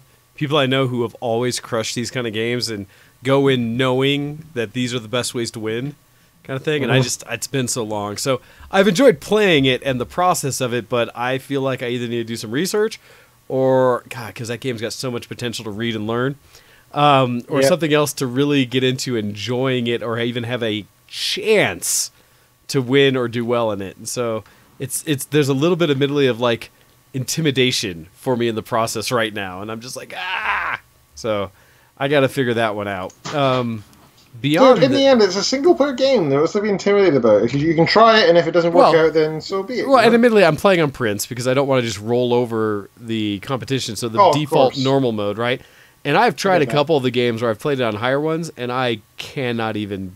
I get That's smoked. because it assumes a knowledge, though. Like, you're trying to No, manage that a is- whole that is. early civilization, right? Yeah, and you have to be so optimal to be able to win against the AI in those points. But I know people who do, and I'm just like, damn, I'm not there. So regardless, the other game that I've started playing just recently, because it was funny because it popped up on my mobile device on my phone, out of not nowhere, but somewhere where I'd forgotten it had been so long.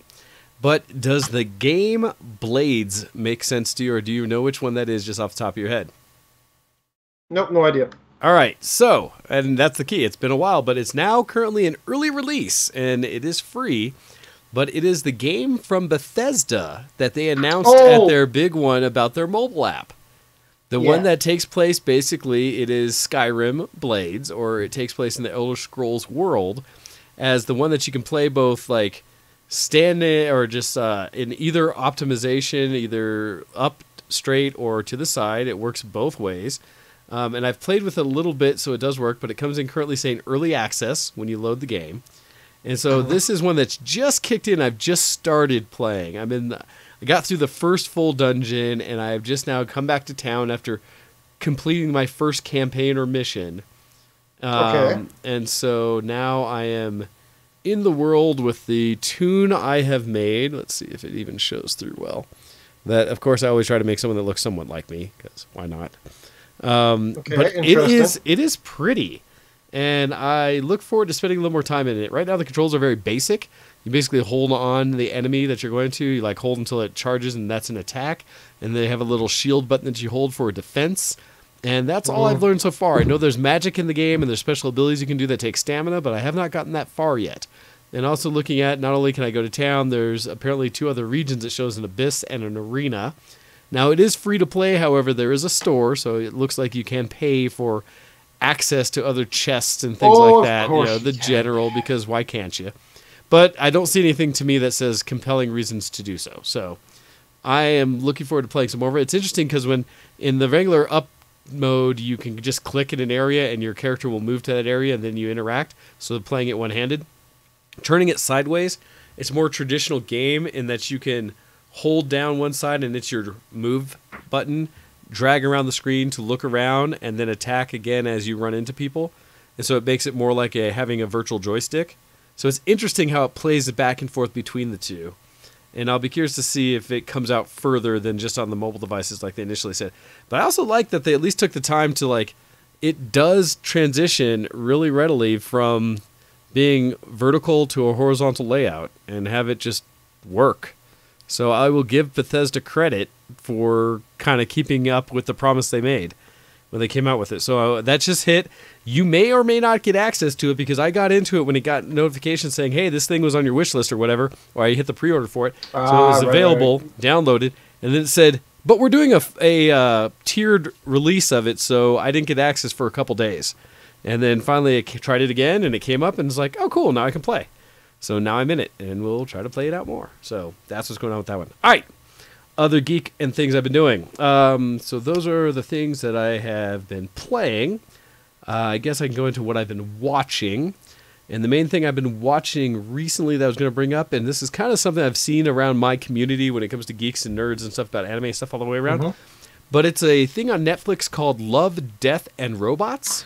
Oh, I watched episode 1 of that, yeah. Did you? Okay. Yeah. This is unique in many ways. Now, if you've only seen episode 1, you may not get the full breadth of what the experience is. Because so far, and I think I am up to episode probably 14 or something now, every episode I've seen has been standalone. Has nothing to do with the previous episode or the next. There are all these mini self-contained stories that take place in the range of anywhere from like 8 to maybe 20 minutes in time, depending on the one. And the style of each episode is very different. A lot of them have a bit of CG involved.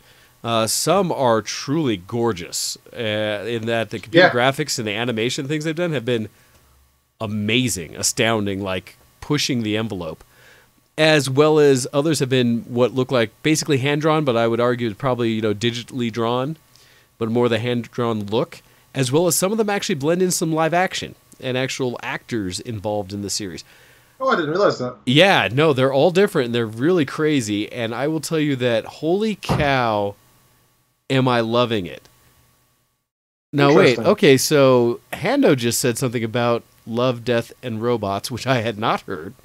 It says the show has software built into Netflix so that the episodes are all random for all account users. So when I say episode 1, it's a different thing from what you mean by episode 1. Yeah. Interesting. I didn't know they were doing that. So do you know what the name or what the general content of your episode 1 was? Yeah, girl has control of a creature somehow. That's like a robot creature or whatever. And Like the fighting arena one? Yeah, that's it. Okay, so that one was... I don't know if that was 1 or 2 for me, but it was definitely one of my earlier episodes. And was interesting because that one, it wasn't the first, I don't think, but it was one of the early ones. And that one was crazy. That one, it was beautiful, but at the same time, crazy violent. And one of the things I have definitely found from all the ones I've watched, I want to, a couple things I want to know about the series, and I welcome everyone to go check it out. One, it is adult. No question behind it. Oh, yeah. Because Very there is gory. violence, there's nudity, there's sex, there's all of that happening, there's strong language. It's rated R, it is adult. It's no a Friday question. night at Wayne's. That's what it is. Not to say that I didn't binge it with someone like not the other day because I was like, this may be a bit much for you, but check this out. And they were just like, damn. So yeah, it's cool stuff though. But it has had some of the most compelling direction and writing that I've seen in like mini content ever. Some of this, like even the one with the arena, the actual story of what's being said in the end, kind of the twist or what you learn about it, is dramatic, right? It is. And I love it. It was really good. Yeah. Yeah, I and- enjoyed a lot of it. so the plot line going behind almost every one of the episodes I've seen has been very curious, very interesting. God, it's weird because they're so different that they all have something interesting to them, and some better than others. One of the more like crazy ones I saw, and what is it? It was The Witness, I believe was the name of it. But it essentially starts out with a scene of a gal in her apartment as she's waking up, looking out the window and seeing someone across from her, like fighting with someone else. And in seeing it, it's like, oh crap, I saw this. And during the fight, one of the people looks out, sees her seeing it, and then basically chases after her like, hey, what you saw isn't what you think. Or something. It just turns into this whole crazy scenes. Is one of the more surreal or kind of crazy things that I've seen of all the episodes I've watched. And at the end, you're like, you kind of catch what's about to happen. You're just like, whoa, okay, that was a trip. It's neat. So it's something I had heard responses to online from friends and stuff without really a lot of depth to it because I didn't want to spoil it and I wasn't sure if this was just another fat anime. But it is not. It is its own thing. And so check that out. I do recommend. Know that it's hardcore. Yeah, it is. I plan to watch more of it because I enjoyed it. The graphics are absolutely amazing. Oh God, it's in Dolby Vision. It's so pretty on my OLED. It's gorgeous. I can only imagine. It like I was watching it. So it's funny. Both the devices I watch most things are OLEDs because even my iPhone 10 has an OLED screen, and I check it at night when I watch the lights are off, and sure enough, everything is blacks around. I'm just like, yeah. And then watching on my TV too, I'm like, yeah, lights off, like, yeah, it's so cool. But it is gorgeous. Okay, sorry. I am a little gushy about it because it has been an interesting experience that I was not expecting. So, what I was going to say, there's lots of good things about it. The one thing that we felt slightly irritated by, or not irritated, but we just felt it wasn't done so well, I guess, was that in that one episode with the girl who controls the creature, which, by the way, is a cool as hell creature. I love the creature concepts behind it. The movement and the combat abilities and such, really interesting. But I didn't like the over-dramatization of the main character's background. It was like, I've been wronged, and I'm mad that I've been wronged. Being wronged is bad. No one likes to be wronged. And then everything throughout the whole fight scene, while the fight scene was awesome, like at one point one of the creatures stabs the other one, and it was clearly a metaphor for rape, right? It was clearly a huge, like, in your face. Well, they like, basically it zoomed in the to- camera and everything, like. "Rrr." They basically And again, right, spoke to that. They did a good job. That's what that part happened was- to the gal, right? Well, yeah, that part I actually enjoyed. I thought that was really good, actually, that part. I just didn't like how the main character kept talking about it, like, in case you didn't get it from the obvious overtures of the fight scene, rape is bad. Yeah. Right? It was like, okay. Well, and that's one of those that... Can you build a character a little differently? Like, not just more in any... Yeah, like, have more to it I than don't just think that. any one person who has gone through such trauma wants to be defined as a trauma victim, and that's it. Right, you are more than that one event, right? And it feels like she's not. It feels like that is all she is, and I didn't like that. I feel like it's belittling her, if anything. I can understand where you're going with that. I can, and I will say that it's something that I don't. That episode's unique because each one has its own, and so that's part of it, right? And so with that in mind, I will say that, well, that piece had a bit of it, a bit of the trope, or a bit of, like, much of that, like, there you go. They're different. Like, everyone's got its own thing. And so I wouldn't think about it too much or worry about it too much. That is its one. Okay. If that makes sense. Yeah, it's fine. Okay, I'll definitely watch more of it then. I was sold on watching more anyway. I thought it was great, but I just, like I said, it's just the one thing that irritated me about it. And I can see what you're saying about that one. But I don't think it carries over, so I wouldn't worry if that was, for anybody who does check it out, if that's a bit much like, because I don't think it really continues in that way. It's just like, oh yeah, that was the way what it did there. So, but yeah, no, I like it. I like it a lot. All right, what else? And also, Hando, yes, I agree. I've also watched the Umbrella Academy, and I actually quite appreciated it. I really liked it. It ended in a way I didn't love, but for the most part, I quite enjoyed it, if that makes sense. So, yeah. All right, let's see. What else did I have on my list? So that was like the media and stuff like that. The thing I wanted to talk about that was actually what I've been doing, because I don't necessarily have any specific... I'm sure there's news, but I didn't have anything that was screaming at me this week. Oh, I've got about 4 or 5 things. Okay, I'll finish up real quick. The only other thing no, it's all right. It can last till next week. That's well, it's projects and stuff as I'm trying to get through geek stuff. But one of the things I've been doing is a lot of 3D printing. I'm still trying to fix my oldest printers. I've been updating it and trying to get it both modified up to a current status, but also more so. But one of the things I had printed for one of my friends was an amulet. That this is a secondary one of it, and I actually was hoping to give him both, but this one wasn't done in time. He was hosting a D&D LARP type event for his birthday, and in doing so, wanted a gift to be able to give out to some of the people playing, as amongst other things. And so this was kind of this amulet that was part of the storyline they were running. And so I did the 3D model based on one he gave me, and then conscripted out to Hide My Air to do the resin cast of the gem in the middle. So it's not just a 3D print, it's actually got like a nice resin gem in the middle of it, which is something I've been trying to work with more and more, and actually doing some more things like that. I'm trying to bring elements of what people can create into the various projects I do to make them more dynamic and better. Beyond that, I've also got my parts and pieces together to try to build out my Raspberry Pi Zero project that I have for cosplay. And so I found this cool tool that hopefully will make this translate better in my head of trying to figure out how to do it all, because I was trying to figure out how to communicate the schematic idea of it or the diagram of it to a friend who's an electrical engineer to help me work through the logic of it. And nice. Hey there, Koopa, as I see you in the IRC saying, hey guys. Hello. And so I got this tool, what's it called? Starts with an F that I just picked up the other day.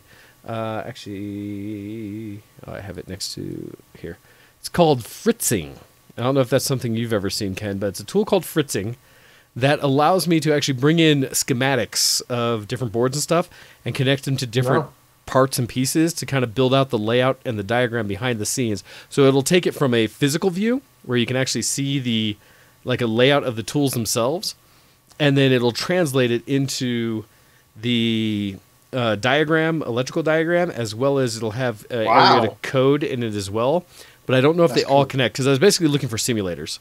Because I'd showed the project before that I had the single blinking light. I was all proud of to finally get working. And so I actually translated that into this code to see if I could make that work there as well. And I'm trying to use that as a basis for how I'm going to now map out what I want to do with my little Raspberry Pi Zero project that I have sitting here. Because I'm trying to figure out if I have to do any step-up electronics or something like that to make a higher voltage, as well as how to plug in a battery to the whole project so that I can recharge it without having to do other things and stuff like that. So I've got all these things together, and I'm hoping that will help. But with that, so I've been doing also some cosplay and printing projects for others. I have a birthday gift actually finishing printing today that hopefully will be given to my friend Hydroxycut's wife, Eleanor That's cool. Moon. And then I also had, what was the other project? I recently did a set of cosplay horns for a person who's doing a Critical Role cosplay, as well as I'm working on a project for Hyde for some knickknacks and pieces of her Organization 13 from Kingdom Hearts 3 costume that she's working on. Cool. Pieces. So I really love being able to do stuff around the cosplay scene and stuff with it comes to it. All right, that's what I've got that I think I need to catch up with for the main part. So unless someone emails in to give us news about what they've been doing for Geek at showx@vtwproductions.com. Ken, what do you have that is more on the actual as we transition to? Oh, hit it. Technology, news, and more. Today on the Geekoscope. What do you got Our on first lead time in like a in? month and a Yeah. half. Yeah. What do we got for news? there? Loads of stuff, some of which are kind of silly, some are sensible. Bethesda will not be discussing Elder Scrolls 6 at E3 2019. So this was confirmed at PAX East. Todd Howard, CEO, has confirmed that fans hoping for more details on two of the most anticipated games in the industry, that they will need to wait longer for that. It's going to be a long time. It's not something we are going to be talking about E3, either of those games this year. Patience, please. So that's in reference to Starfield as well as Elder Scrolls 6. Annoyingly. So very little details have been given about these, except that they'd be brand new next-gen games, whatever that really means at the moment. We don't entirely know. So yeah, we're all excited for Elder Scrolls 6, but we'll have to wait even longer to find out what's going on with that, sadly. Now, big thing for you, sir, and for Copy, and for all other fans of the series, Borderlands 3's been announced. Yes, That's a actually. big thing. So there's a teaser trailer that's out there. We knew they'd work on one at some point, but if you haven't seen it, check it out. It looks good. I mean, it looks like Borderlands, right? And so Yeah. for me, it'll be curious to see what is new, big, exciting, and different about it to make it compelling. I mean, I've enjoyed all the Borderlands games. I still think it's one of the high points when it comes to cooperative team play. When you go out there, PvE versus the world in a group, I think it's one of the highlights for that. So I'll be really curious to see where they go with it. Absolutely. So that'll be interesting, as well as Borderlands 3. Borderlands Game of the Year Edition is going to be updating the original game and addressing some of fans' issues, according to this IGN article. Fans have even more to look forward to in the lead-in up to the new Borderlands launch, including a release next week of the original Borderlands with a number of updates. In addition to confirming Borderlands 3 is in development, the company has announced Borderlands Game of the Year Edition being released for PS4, Xbox One, and PC on April 3rd, so very soon, and will include a few quality of life updates. These include Borderlands 2 style minimap, which didn't exist in the first one, in addition to the game's original compass, inventory updates that allow the players to lock and label weapons as junk, and auto pickups of items from the ground. So stuff that, we probably didn't miss at the time because we didn't really think about it because we weren't used to it. But now that you've played the other games in the series, you think to yourself, where is this stuff that I now expect and would want from a remake? Also, in response to fan feedback from the original game, the final boss battle of Borderlands will be adjusted to be more engaging, challenging, and rewarding. Players will also be able to customize their Vault Hunters with new cosmetic heads that can be equipped.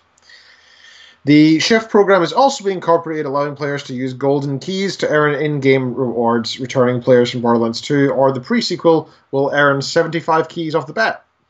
6 named new Huh. legendary weapons will also be incorporated into the game, and naturally, with this move to this generation, the Game of the Year edition will include 4K Ultra HD and HDR visual updates. Nice. Players who already own Borderlands on Steam will receive this update for free. Woot. Okay, now that's cool. Because This is I can't even believe that this is they're such a great company, aren't they? This is fantastic. that's wonderful, because that's actually one of the things where I have replayed through Borderlands more than a lot of games. And partly it's just because I can play as different Vault Hunters as well as with different groups of people. I think at any given time in the first Borderlands, I'd have like 5 or 6 different tunes running, depending on which level I was at and which group I was running with. And so, Yeah, that was the same, yeah. I can totally see where this would be wonderful. And so if you are going to go back and play the original Borderlands updated for free on PC, if you have the money and you plan to buy the Borderlands 3 anyway, now you have double the reason to do so. Thank the company by putting a little bit of money towards them, right? That's a big update they're doing. That's no small thing, going up to 4K HDR, plus all these other things they've done, getting out the old code and fixing up. That'll cost them, probably hundreds of thousands of dollars to do, if not more. So, pick up the game, pick up their new game, show support for the company that does such beautiful things for the fan base. I love it. That's awesome. It's good stuff. The last article I had was dumb, and to us, we don't need to get into it. It was the top 10 dogs in video games. I thought I like to always have an article, like if we're really struggling for time, we can jump onto and kind of laugh about. Just a silly one, Well, admittedly, I have like a whole list of ones that are as you see in the notes, of like throwback or go-tos that every once in a while I'll go through and be like, all right, that's no longer relevant, and I'll delete out. But I have like a whole list of 20 that I could go to. But I'm always like, we'll see what we get to, if it matters and stuff. Like, I can I'm take afraid to say that this dog article is a pile of crap, though, because it has Dog from Fable 2, which is obviously the best dog, as the fourth best dog, which is wrong. It says Dog Meat from Fallout series is the best dog. I was gonna ask if Dog Meat was on the list, because that's classic. Although for me, I can understand in a lot of ways. Because